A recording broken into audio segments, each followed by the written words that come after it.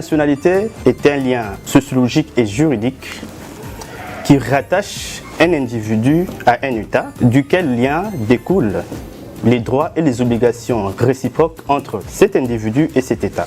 Pour l'individu, la nationalité a l'avantage de lui permettre de jouir de la plénitude de ses droits fondamentaux, qu'il s'agisse des droits civils et politiques, des droits économiques et des droits culturels. Par contre, pour l'État, la nationalité lui donne le pouvoir de soumettre l'individu au paiement, par exemple, de l'impôt, de lui exiger une certaine prestation. Et l'État, de ce fait, a la possibilité d'activer son droit de la protection diplomatique à l'égard de son ressortissant qui, lorsqu'à l'étranger, se trouve en difficulté. D'emblée, il faut dire que la nationalité congolaise est régie par la loi numéro 04/024 du 12 novembre 2004 relative à la nationalité congolaise, quand bien même la Constitution du 18 février 2006, telle que révisée en 2011, en donne les options fondamentales. La loi de 2004 a institué deux statuts juridiques distincts en matière de la nationalité congolaise, à savoir la nationalité congolaise d'origine et la nationalité congolaise d'acquisition.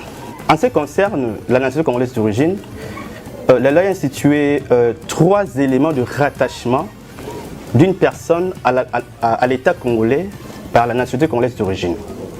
Il s'agit notamment de l'appartenance à un des groupes ethniques congolais. Et là, c'est l'article 10 de la Constitution qui dit « Et Congolais d'origine, toute personne appartenant aux groupes ethniques dont les personnes et les territoires constituent ce qui est devenu le Congo aujourd'hui. » Ça veut dire que tout celui qui est Moulouba, qui est Moussoaili, qui est Mungala, qui est Mupende, qui est Tchokwe, du fait qu'il appartient à une des tribus qui est de la RDC et qui a été établie en RDC depuis 1960, et bien cette personne a la nationalité congolaise d'origine par appartenance. En deuxième lieu, il y a la nationalité congolaise par filiation, c'est-à-dire le rattachement de l'individu à la RDC par le lien de la nationalité d'origine par filiation. Donc pour cela, il faudrait que l'individu naisse au moins d'un des parents congolais.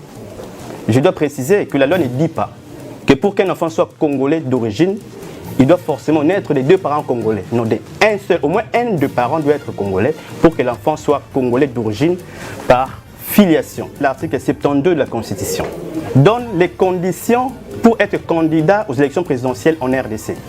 La première condition, c'est d'être congolais d'origine tout court. Et le troisième élément de rattachement, c'est un élément qui est exceptionnel.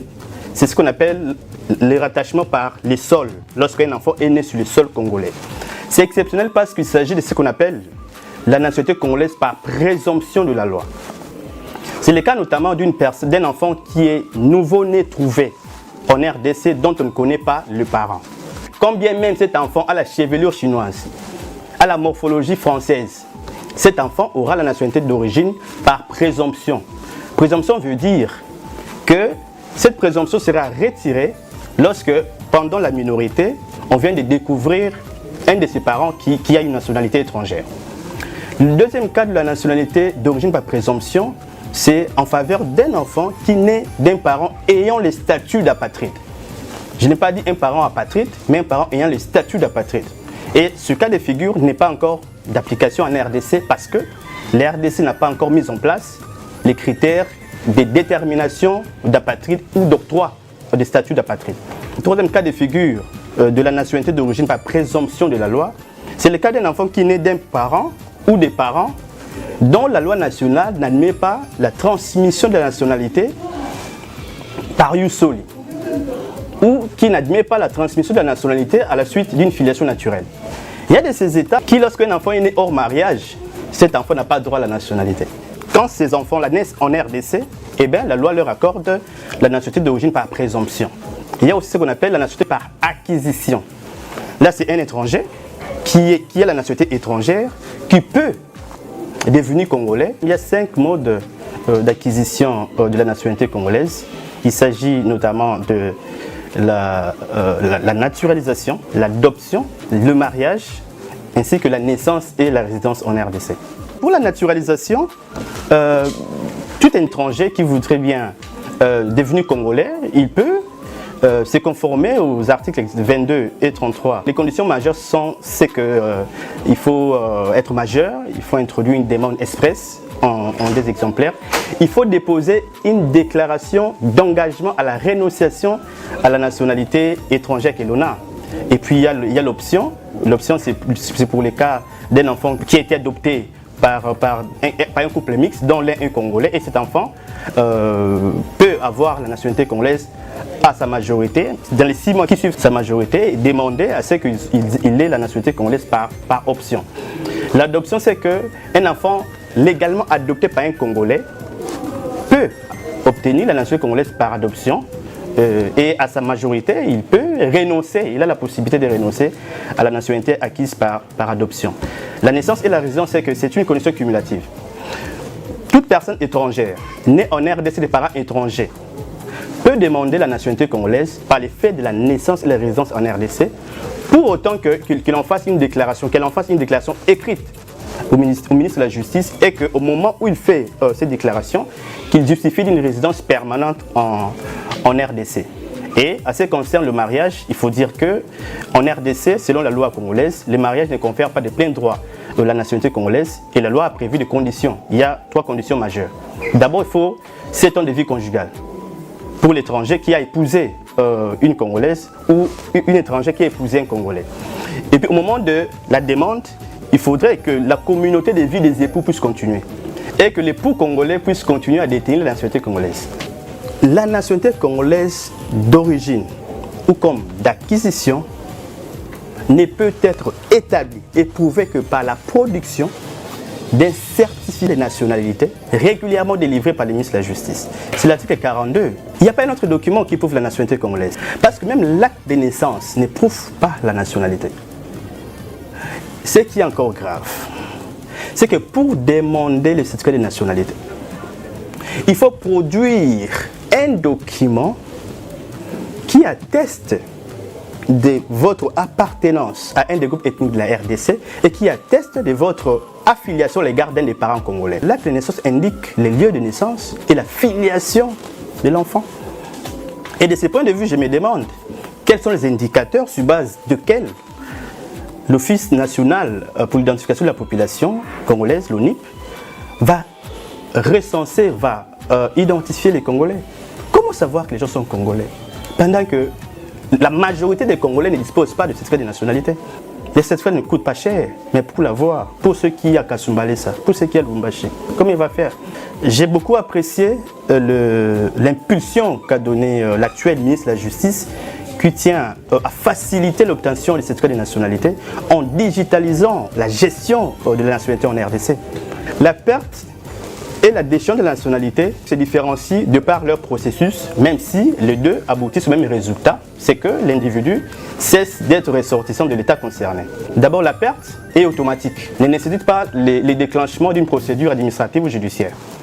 Par contre, la déchéance judiciaire, parce qu'elle découle d'une faute que l'intéressé a commise et laquelle faute peut déclencher une procédure administrative à l'issue de laquelle l'intéressé peut se voir retirer sa nationalité. À ce qui concerne la RDC a institué à travers la loi de 2004 un seul mode de perte de la nationalité congolaise. Il s'agit de l'acquisition d'une nationalité étrangère par un Congolais. C'est l'article 26 de la loi. Une fois qu'un Congolais acquiert une nationalité étrangère, il perd automatiquement, sans procédure. La déchéance concerne une personne qui était étrangère et qui par la suite a acquis la nationalité congolaise. Et bien cette personne peut faire l'objet de déchéance lorsqu'elle continue de garder frauduleusement sa nationalité d'origine. Ou soit lorsqu'elle a acquis la nationalité congolaise par fraude. Et enfin, lorsqu'elle s'est rendue coupable d'infraction de corruption ou de concussion à l'égard d'un fonctionnaire ou d'une personne qui est appelée à concourir à la procédure tendant à acquérir la nationalité congolaise. La déchéance ne concerne que les étrangers qui ont acquis la nationalité congolaise. Les Congolais d'origine ne peuvent pas être déchus de leur nationalité d'origine. La loi prévit certainement la possibilité de recouvrer la nationalité. Mais seulement, les conditions, c'est qu'il faut prouver que l'on avait la nationalité congolaise. Pour celui qui était Congolais d'origine, pour lui, il recouvre la nationalité congolaise par simple déclaration. Par contre, pour celui qui avait acquis, c'est-à-dire qui était étranger et qui avait acquis la nationalité congolaise et qui l'a perdu, pour recouvrer, il faut forcément un décret. Le gouvernement doit prendre une décision lui accordant les recouvrements de la nationalité congolaise. Mais dans les deux cas, il faudrait que l'intéressé puisse justifier qu'il a gardé les intérêts vitaux avec la RDC. Les intérêts peuvent être d'ordre sentimental, d'ordre familial, d'ordre économique. Ce n'est pas que vous avez perdu la nationalité congolaise, vous vivez à l'étranger, vous n'avez aucun intérêt en RDC et vous débarquez pour dire « Messieurs, je veux recouvrer la nationalité ». On va refuser. Et puis il faut dire que le gouvernement garde la possibilité de refuser les recouvrements pour indignité. Parce que pendant qu'on a perdu la nationalité, l'intéressé peut avoir commis des crimes et qui n'est plus digne de porter, d'avoir la nationalité congolaise. Et à cette situation-là, le gouvernement se réserve les droits de refuser d'accorder ces recouvrements de la nationalité. Un Congolais qui estime, pour une raison ou pour une autre, de renoncer à la nationalité congolaise peut le faire. Et la procédure voudrait qu'il s'adresse au ministre de la Justice et faire la déclaration de rénonciation à la nationalité congolaise. La double nationalité, pour l'instant, ce n'est pas encore permis. Exceptionnellement, l'enfant qui naît d'un couple mixte jouit de la double nationalité pendant sa minorité.